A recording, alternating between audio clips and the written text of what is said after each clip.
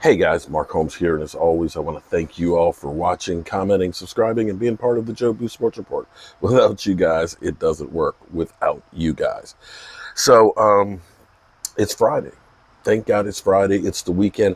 It's an opportunity for our Dallas Cowboys to get themselves right.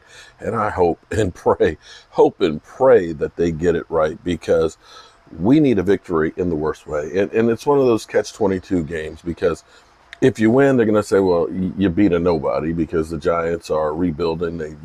New coach. They lost their franchise back. They got Jason Garrett. If you lose, oh, man, it's just going to be ugly. So let's get a win so at least we have that. And a lot of people, of course, are looking at the Cowboys and they're saying, well, they don't care about winning. They're not bringing in people here and there and everywhere. And understand that just going out and getting players does not necessarily change the narrative.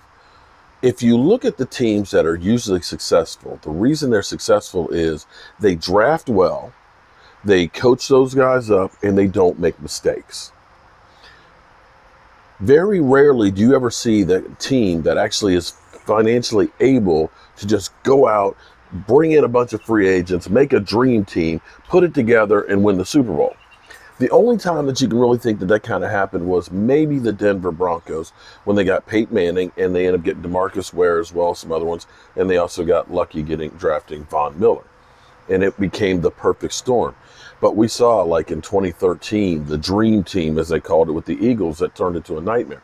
We've seen the Washington franchise year after year sign the best free agents out there from guys like Haynesworth and Bruce Smith and Deion, Sanders after his prime. He was no longer prime time, and never see them have any dividends on that.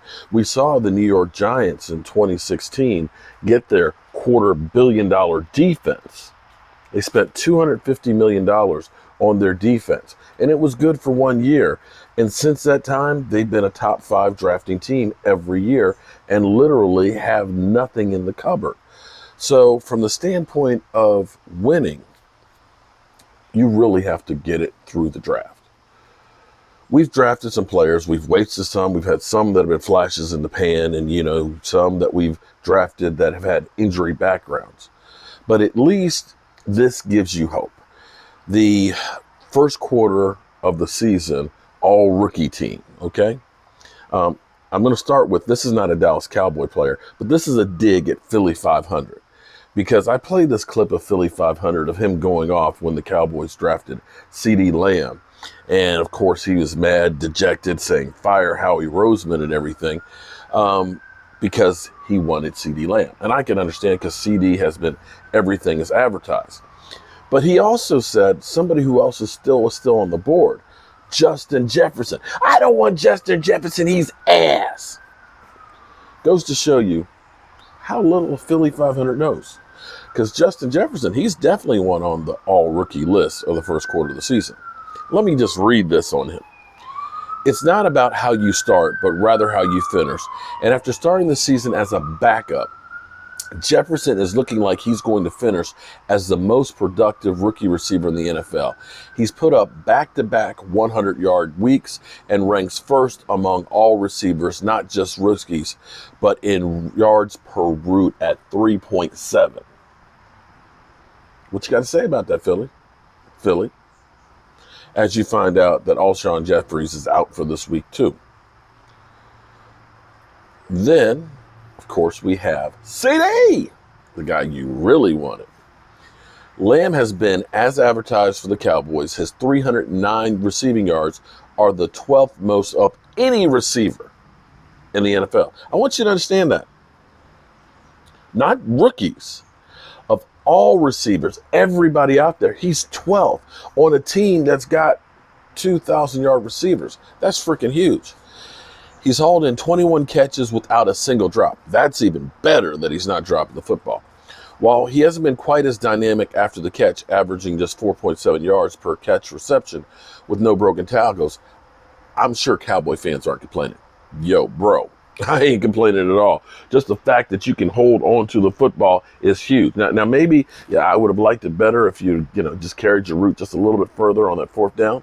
But other than that, I'll take the 2 TDs and the 309 yards any day. And this is how you build a team. Because, see, here's the thing. When you hit on a rookie, you got him 4 years that you don't have to pay him, as we've learned with Dak Prescott. So you're not spending, $14, $15, $20 million for a guy that you don't know is going to fit your system. You got him for dirt cheap right now in comparison. That's how you win. Second one on the list. Tyler Badass. Okay? This is another default by selection. Okay, so he's not outstanding, but he's still on the list. But he's one of the best that are playing from the rookie class. Only Badass and Broncos Lloyd Cushenberry have made starts at center among the rookie class. So there's only 2 starting, so okay. Cushenberry, however, is the lowest graded center in the NFL after 4 weeks.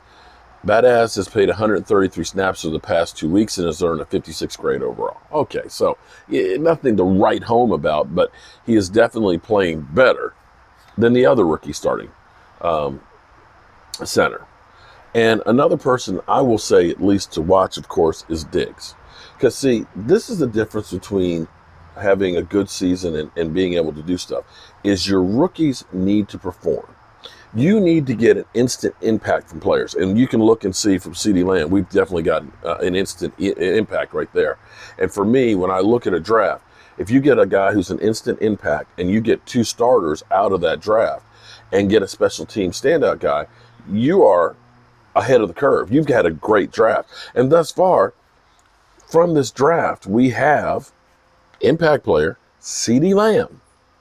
We got 2 starters right there from the draft. But I'll also say that we end up having, from this draft, another starter in Terrence Steele, as well as, I can't remember the other offensive lineman. I'm having a brain fart. I'm having a Tom Brady senior moment here. We still got 4th down. We got one more play, right? One more play?